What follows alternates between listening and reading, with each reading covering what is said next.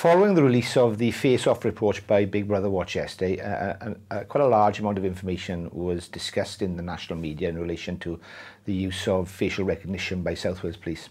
I think it's very important that I am able to clarify some of the statements that were made yesterday and in the media probably going forward to ensure that the public and everybody understands exactly what is the factual position and also the facts in relation to our use of facial recognition technology. So I'll answer a few questions this morning which I hopefully will help you to understand better what we do and how we use the information. The Big Brother Watch report has indicated that the force has stored biometric photos of all 2,451 innocent people wrongly identified by the system for 12 months. Can you clarify the detail behind those figures? Firstly, let me be very clear.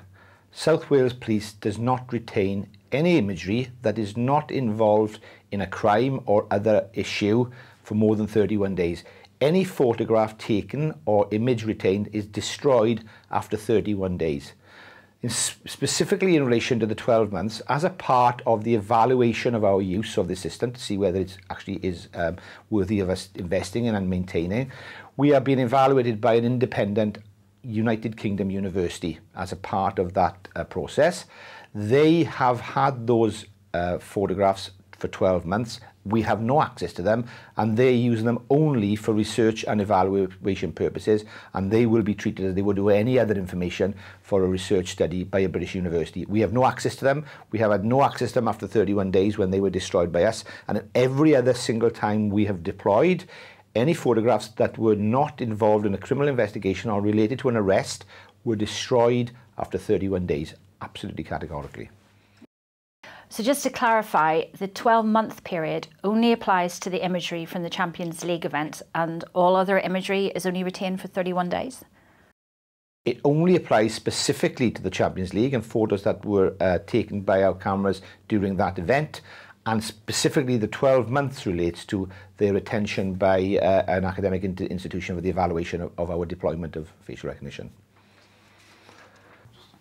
The Information Commissioner issued a blog over the past few days, and within that there's a question of what protections are there for people that are of no interest to the police?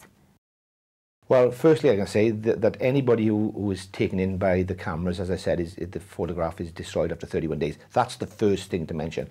But there is independent oversight and governance in relation to our use of the system. So firstly, there's a stakeholder board which is held to oversee the way in which we deploy and use the technology, the development of the technology and our deployments.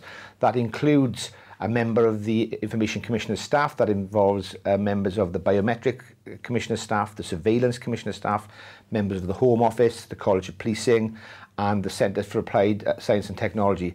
There is a range of people that are available to ask questions and to probe us in relation to what we're doing and how we're doing it. Also, South Wales Police has an independently chaired ethics committee, and that ethics committee has access and has information in relation to deployments and will discuss them on an ongoing basis. That is chaired by an independent academic, not by a police officer, and they are challenging all the time of the way we do things and our approaches to policing. There have been a range of comments made about the risk of intruding into our privacy. Have you got any comment on that? Well, I think the first thing to say is that the photographs are not used in a scattergun way. So every time we deploy the vehicle, the facial recognition vehicle, we make an assessment of the event, the threat and the risk associated with the event and the geographical location of that event. So the watch lists we create are specifically associated by the deployment. So, you know, if we go to a football match, it may be certain people who are associated with football violence, for instance, or it may be other people who are geographically located around that event who may be wanted by the police or others, or by the courts for failing to appear at a court. So the watch lists are constructed around very specific sets of objectives. We don't just put a load of photographs into the watch list, point a camera and wait for somebody to come along or hopefully to see where people are. That's not the way we do it. It is done in a very pointed and specific way for a specific reason, and that is safety of the public. This is about us deploying and improving the safety of the public, not only generally, but very specifically at events or the locations in which we deploy the vehicle. With regards to the photographs that are used, where do we get them from? What database are we using? Well, the photographs are generated from our custody database. When somebody's arrested, they are brought into custody and we are able to take a photograph of them. Those photographs are held on a record management system here, and we use the legally held photographs that we have in our system of people who come through our custody suites and through our arrest processes. I think another thing worthy of mention is there's been a lot of mentions about the number of false positives that have occurred. And I think the quote was there were over 2,400 false positives in the last 12 months. But I think it's worth mentioning how that's broken down. So just under 2,300 of those false positives, as they're termed, resulted out of our initial deployment at the Champions League. That was the first time we'd ever deployed a vehicle. There were challenges with the technology, there were challenges with the way that we set up the camera, how we used it, and how we learned about the best way to set up the vehicle and cameras to use at an event. Even on that occasion, the great majority of those pictures were the decision on whether there was an actual match was made by the operator. And as I've said on a couple of occasions, only on a few occasions did we actually go and speak to the individual. We were very open about it. We explained what the situation was, offered him a side of the van and gave him a notice in relation to data processing. Since that initial deployment, almost a year ago in June 2017, we have deployed on a number of other occasions across South Wales.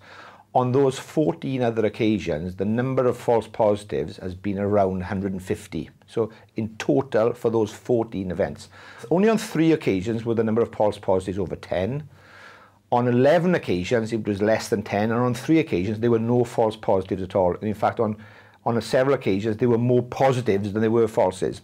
As I've said before, as we get used to the technology, as we better understand how to use the cameras, how we better interact with the public at events, and as the technology improves, the likelihood of there being false identifications reduces significantly. It has reduced significantly, and as I said, of the 2,400 odd, 2,300 approximately came from that first deployment.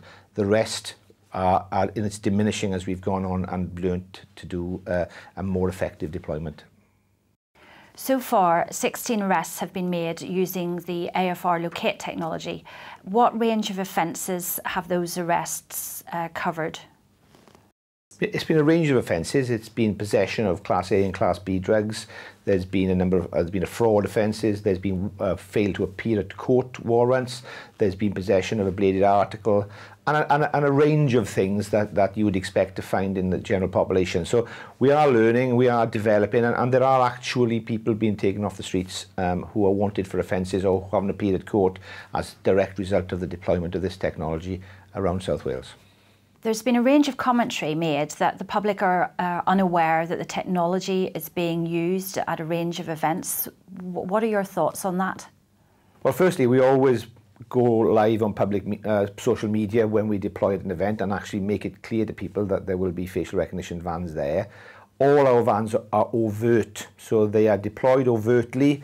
There are very clear markings that it's a South Wales Police van. It says facial recognition van on it, so people are under no illusion of what it's seeking to do. This is a very transparent approach. It's very open. We want members of the public to understand it. We're happy to discuss it. And in fact, we've encouraged people to come up to the van, have a look in, talk to the operators, talk to them and see what they're doing and actually demonstrate them what it can do. So this is not a hidden technology. This is not a hidden deployment. This is something we're doing very openly to make sure that we do everything we can to make South Wales as safe as it possibly can be.